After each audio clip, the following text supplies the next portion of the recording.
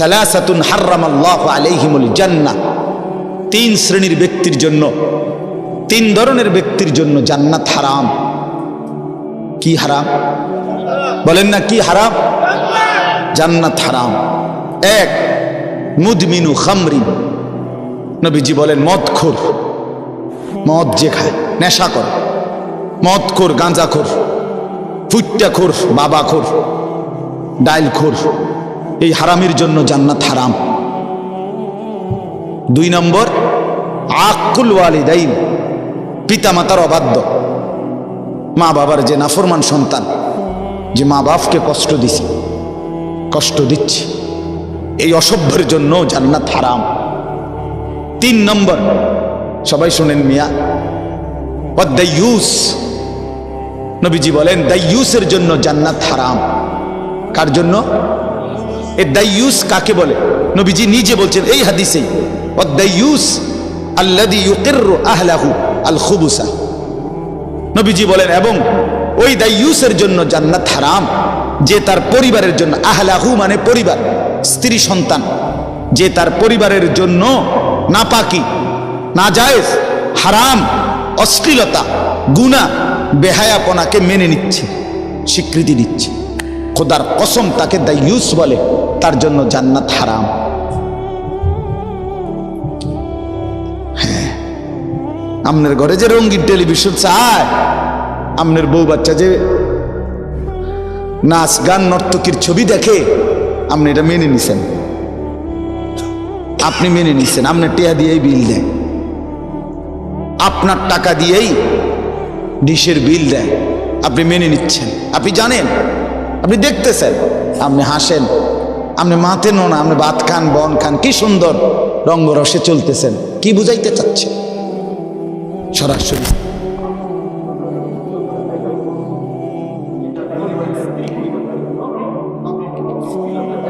অসভ্যতা, হারাম, নাজায়েজ, গুনাহ মেনে নেয়, স্বীকৃতি দেয়, তার জন্য জান্নাত হারাম। অনুরোধ আমার একজন ঘনিষ্ঠ আপনজন বিশ্বকাপ খেলা সাউনের লেগে একটা সুট্টু টেলিভিশন কিনছে, চুপে, আমারে না দেখায়।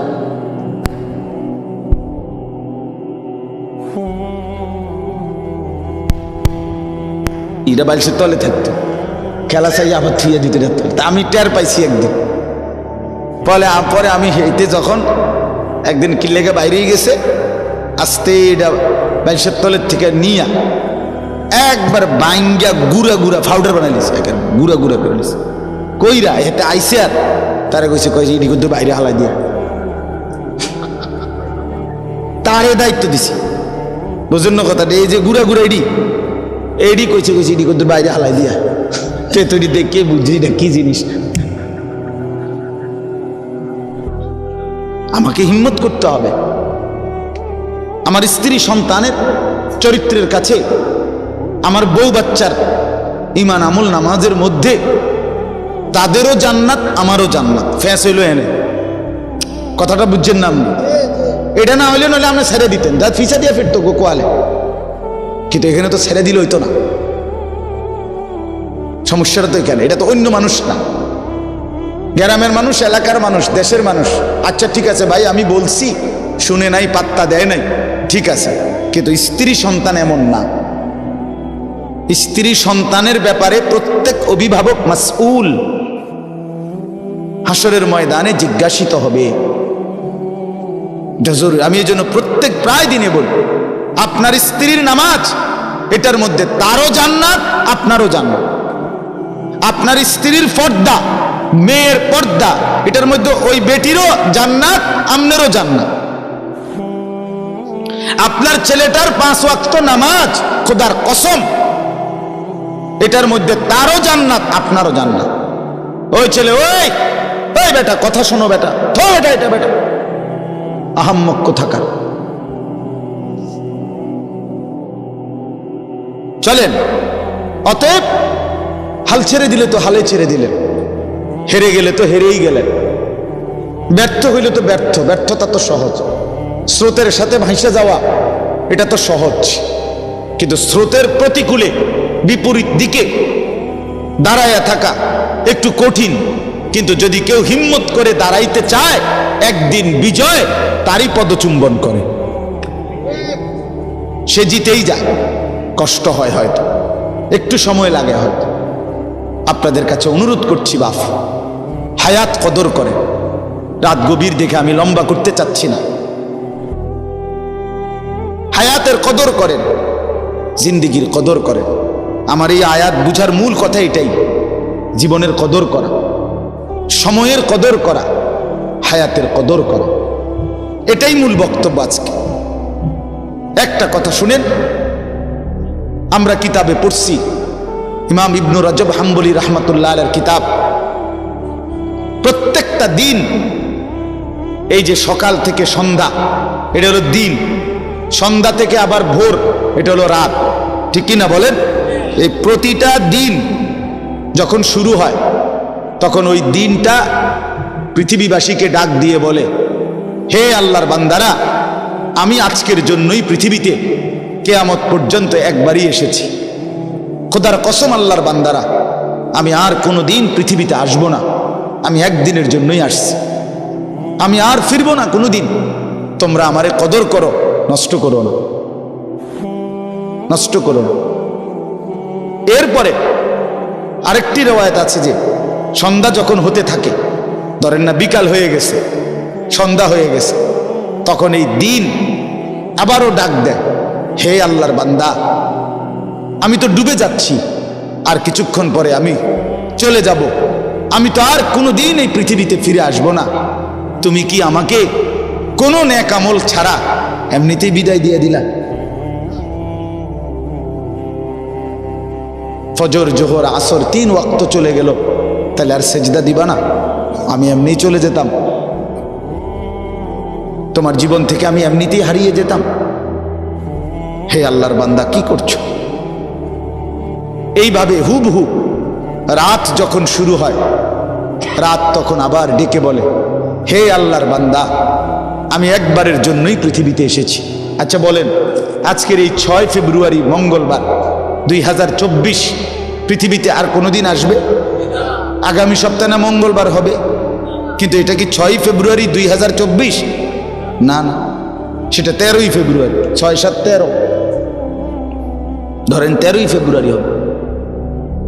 এটা আর আসবে একবার, একবার।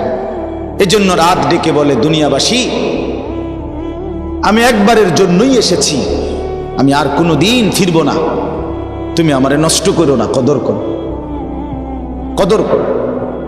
এরপরে যখন ভোর হয়, সকাল হয়, তার আগে আগে রাত্র আবার ডেকে বলে, হে আল্লাহর বান্দা, আমি তো চলে যাচ্ছি, আমি যে আর কোনো দিন আসবো না, আমারে বুঝি বিনা আমলে ছেড়ে দিলাম? আমারে ছেড়ে দিলা কেমনে? মাগরিবের নামাজও পড়লা না, আয়েশার নামাজও পড়লা না, তাহাজ্জুদের নামাজও পড়লা না, একটা বারও ডাকলা না, আমি এমনি চলে যেতাম? আমার বাপ হায়াতের কদর করে। কোরআনুল কারীমে আল্লাহ তাআলা বলেন, ইউকাল্লিবুল্লাহুল লাইলা ওয়ান নাহার, আল্লাহ তাআলাই রাত্র এবং দিন পরিবর্তন করে থাকেন। সময়ের এই পরিবর্তন কে করে? বলেন না বাপ, সবাই বলেন। হুয়াল্লাযী জাআলাল লাইলা ওয়ান নাহারা খিলফাতান লিমান আরাদা আন ইয়াযাক্কারা আও আরাদা শুকুরা। আল্লাহ বলে, আল্লাহই রাত এবং দিন পর্যায়ক্রমে ধারাবাহিক বানিয়ে থাকেন। একবার রাত, আবার দিন, আবার রাত, আবার দিন, আবার রাত, আবার দিন, আবার রাত, আবার দিন, এই যে পর্যায়ক্রমে, এটা কে করে? কখনো এমন হয়েছে যে 72 ঘন্টা শুধু রাত? চাচা, আপনার আমলে, আপনি তো মুরব্বী, আপনি এরকম হয়েছে কখনো যে টানা 72 ঘন্টা রাত? হয় না। আপনি কোনোদিন, উনি মুরব্বী, ওনারে জিজ্ঞাসা করেন, আপনি মুরব্বী, আপনি বলেন না, একবার রাত একবার দিন, একবার রাত একবার দিন, এভাবে না। আল্লাহ বলেন, এটা আমি করতেছি বান্দা, এটা আমি করছি। কেন করছি? এই রাত আর দিন আনতেছি কেন? আল্লাহ তাআলা বলেন 2 কারণ। 1, লিমান আরাদা আন ইয়াযাক্কারা, যে চায় উপদেশ গ্রহণ করতে, আমি আল্লাহকে স্মরণ করতে, তাদের জন্যে। আও আরাদা শুকুরা, এবং অথবা যে চায় আমি আল্লাহর কৃতজ্ঞতা শুকর আদায় করতে, তাদের জন্যে। কোনো সিটার বাটপার, কোনো টাউট বাটপার, কোনো মদখোর, নেশাখোর, গাঞ্জাখোর, কোনো অশ্লীল অসভ্য নগ্ন ছবি, কোনো বেহায়া বেশরম নর্তকী, অথবা কোনো অসভ্য যুবক চরিত্রহীন, তোদের জন্য রাত আসে না, তোদের জন্য দিন আসে না, সেজদাওয়ালার জন্য রাত আসে। গোলামি করে যারা, তাদের জন্য রাত ভোর হয়, আবার দিন রাত হয়। কোনো বাটপার সিটারের লেগে না। মোল্লা মৌলভী আর নামাজি মুত্তাকি আল্লাহওয়ালা, তাদের উসিলায় বাকি সিটাররা খায়, বাকি বাটপার রাত এগুসিলায় খায়।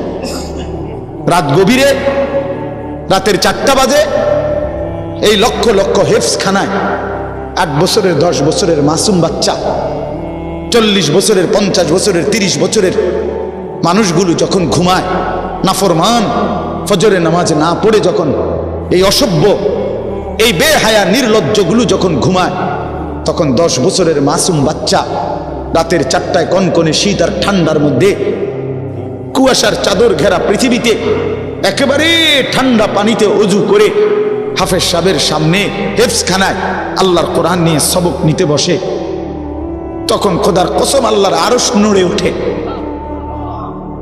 আল্লাহ তাআলা খুশিতে বলে, তোর বরকতে আমি পৃথিবী রাখবো রে, আবার ভোর বানাবো, আবার আলোকিত পৃথিবী করব আমি তোর কারণে।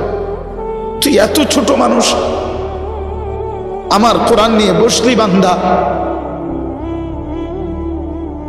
তুই মাত্র 10 বছরের বাচ্চা।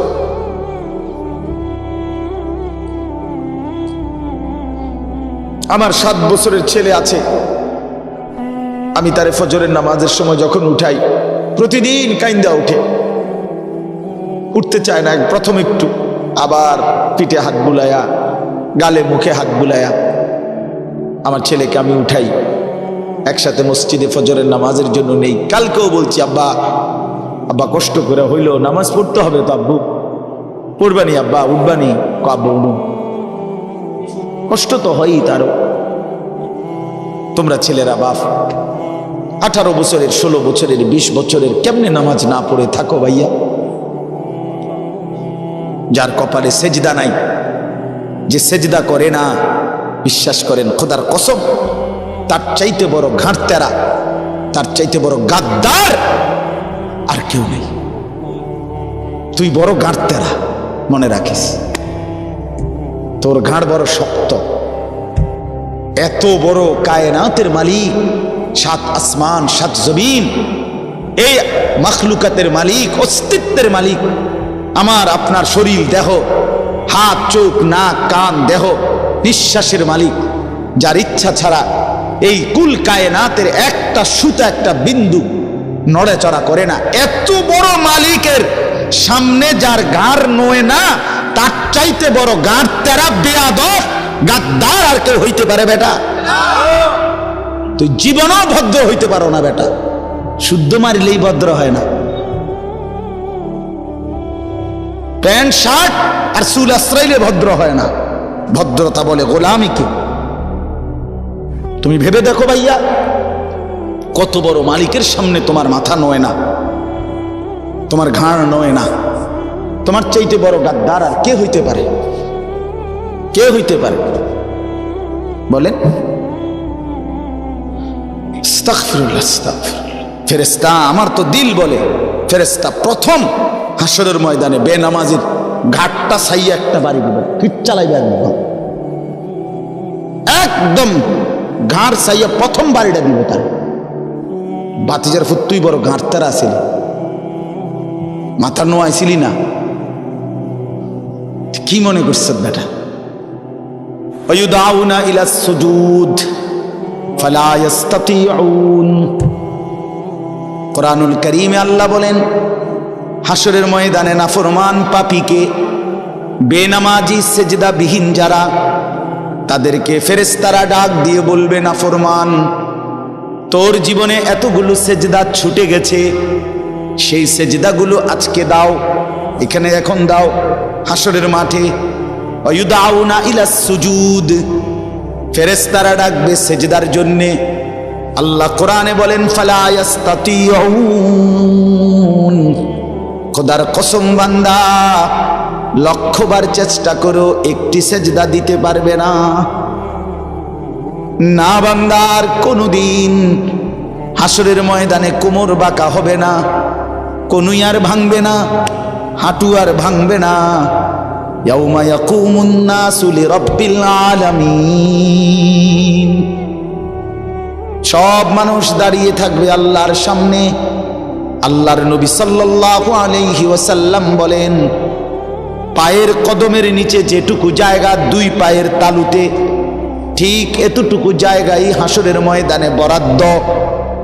সামনে পিছনে ডানে বামে এক সুতা নড়াচড়া করার কোনো সুযোগ মিলবে না। এই অবস্থায় দাঁড়িয়ে থাকবে, মাথার উপরে সূর্যটা প্রখর তাপ দেবে, পায়ের নিচের জমিনটা উত্তপ্ত তামার মতো হয়ে যাবে, জাহান্নাম বিকট চিৎকার করবে চোখের সামনে। এই অবস্থায় নাফরমান সকলকেই দাঁড়িয়ে থাকতে হবে। কয়দিন? আল্লাহ তাআলা কোরআনে বলছে একদিন, প্রথম দিন 50,000 বছর। হাসরের ময়দান একদিন না, হাসরের ময়দান কয়দিন আল্লাহই জানে। সেটার একদিন ফি ইয়াউমিন কানা মিকদারুহু 50,000 সানা, 50,000। ছেলেরা রূপ কথা না এটা, এই যারা বসছো ভাইয়া তারাই ভাবে, আলগা মানুষের চিন্তা বাদ দেন, চলেন আমিই ভাবি, একজনই ভাবে, আমারটা আমি ভাবি। কি বলেন ভাই? আমারটা আমি ভাবি,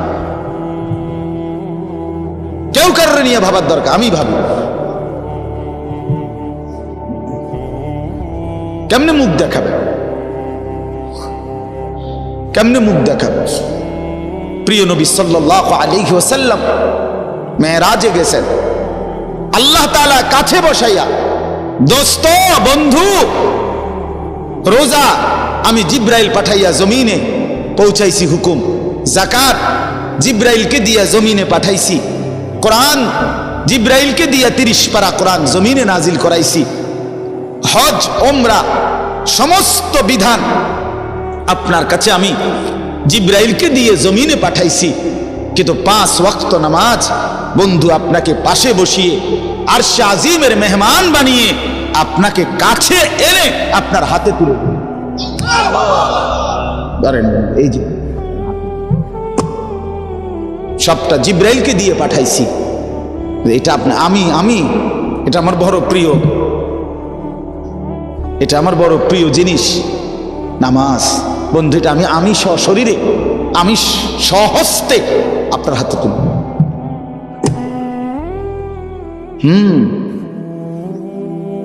এভাবে দিছেন নামাজ। কাকে অবজ্ঞা করছেন?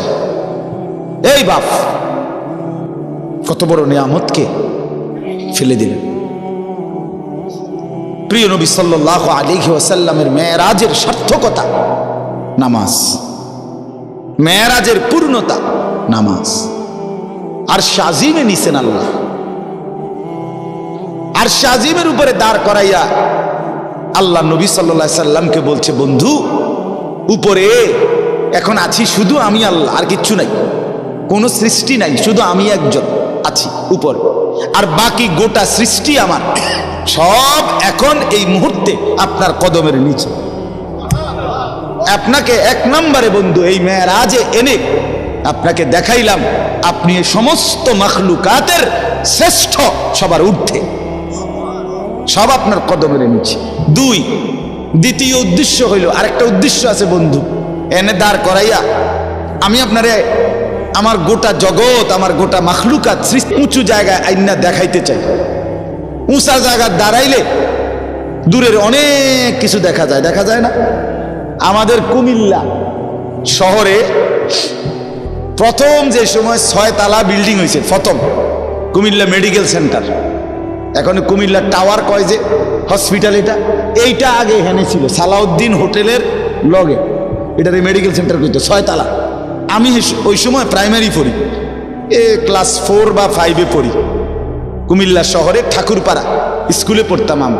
বিশ্বাস করেন আমার মনে আছে এটা, আমরা প্রতিদিন বন্ধুরা ফোলাফাইন এক সময় না মিল্লা আসরের পরে মাগরিব পর্যন্ত এই মেডিকেল সেন্টারটার 6 তলাটার গেটের এন্ডে দাঁড়ায় থাকতাম, শুধু দারোয়ান রে পাহারা দিতাম।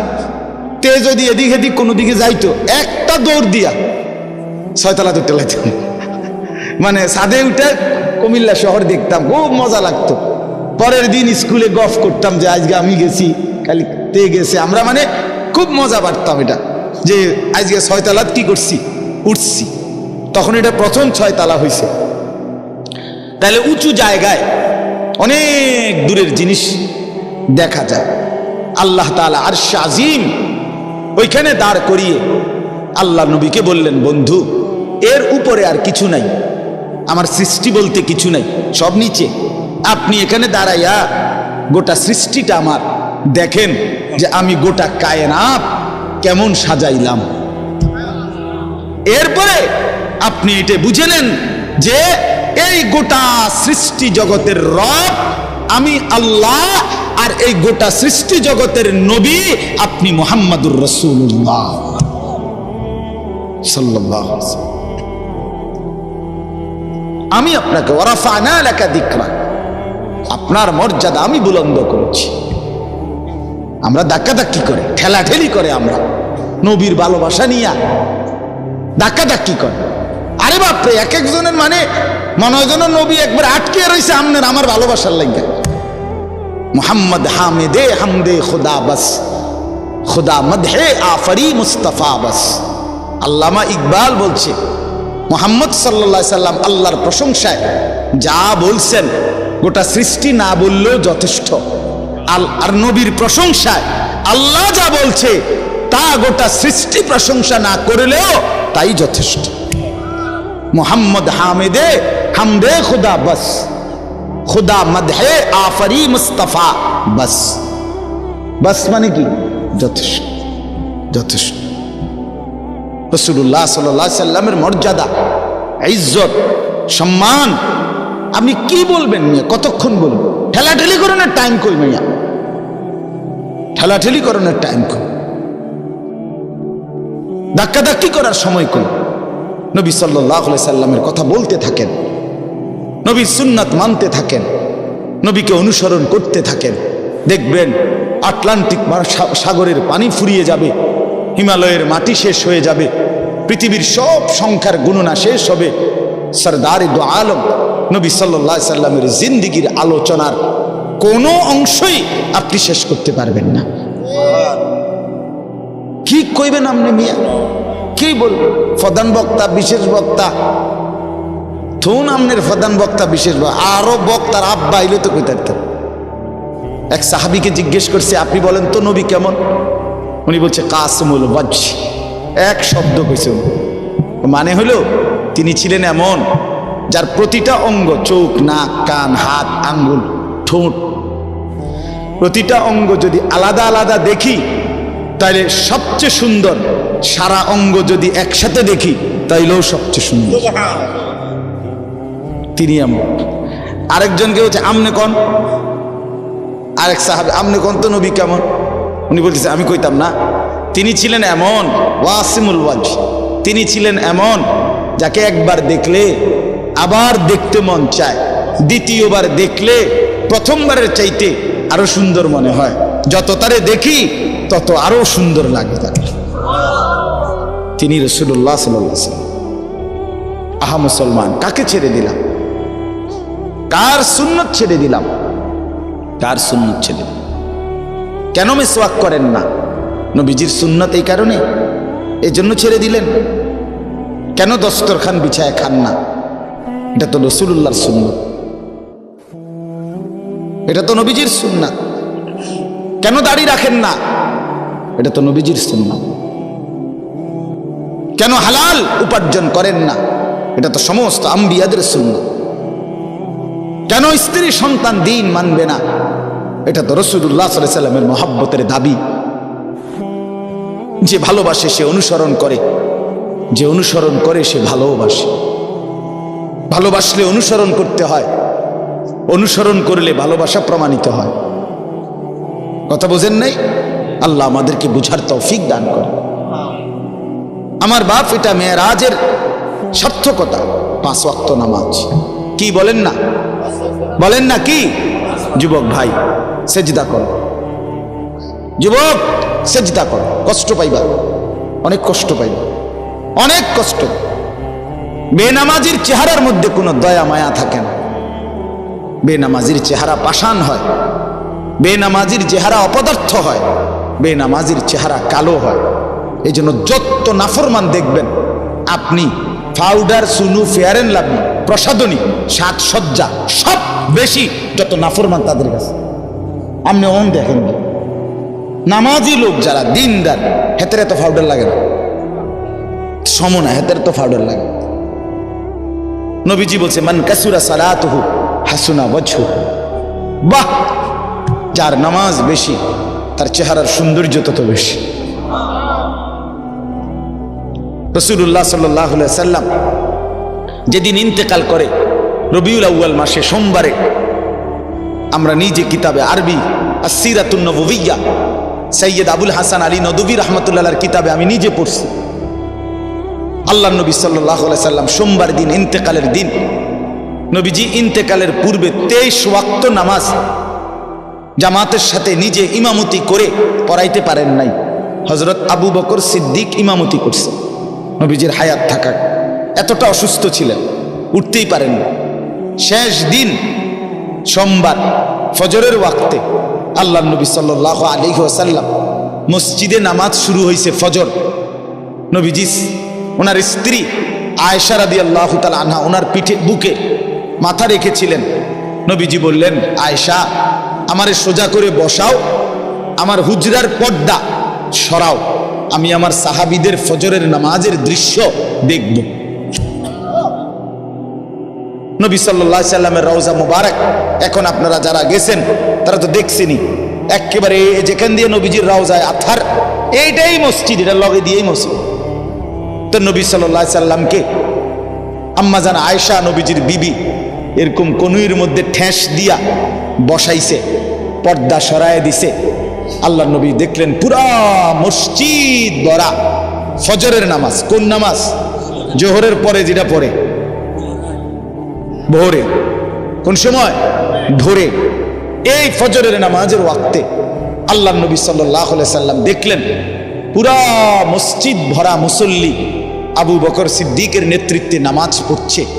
সবাইকে ভরপুর দেখে খোদার কসম, কিতাবে লিখছে নবী সাল্লাল্লাহু আলাইহি সাল্লাম চোখের পানি ফেলে দিছে, কানতে কানতে বলছে, আয়েশা, আমার 23 বছরের মেহনত সার্থক। আয়েশা,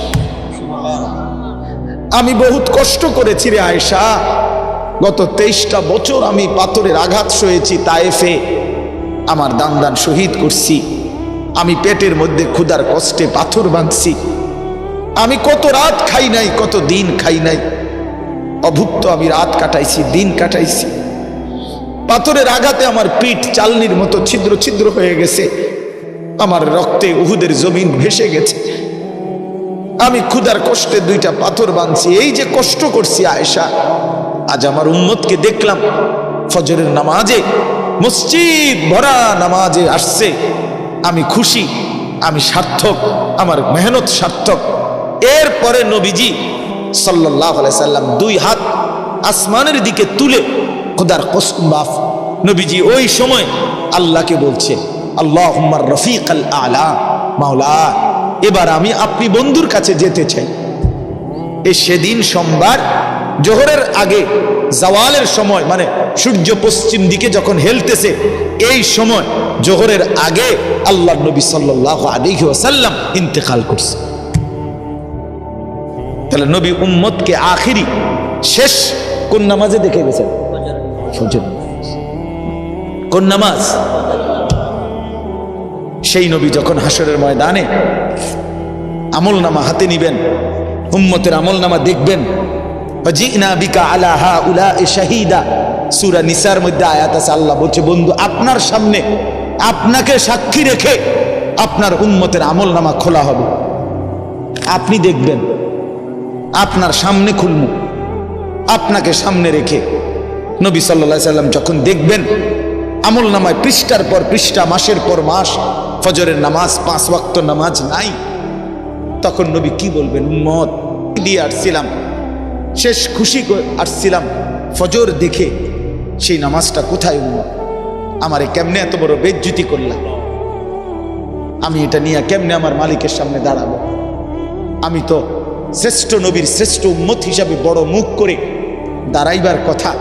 উম্মত আমি তো কল্পনাও করি নাই, আমি তো ভাবিও নাই উম্মত তুমি এভাবে আমারে বেজ্জতি করবা।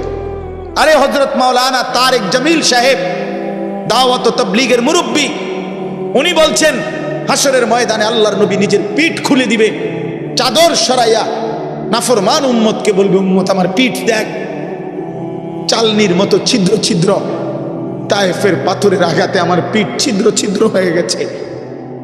আমি এতটা কষ্ট করে যে দিন পৌঁছাইছি, বিনিময়ে আজকে এটা কি নিয়ে আসলে? মানুষ এটা বলে না দুনিয়া যে তুমি এত খারাপ করবা, আমি কল্পনাও করতে পারি, ভাবতেও পারি, ভাবতেও পারি। এজন্য বাপ আমার ফিকির চাই, মূল বিষয় এটাই।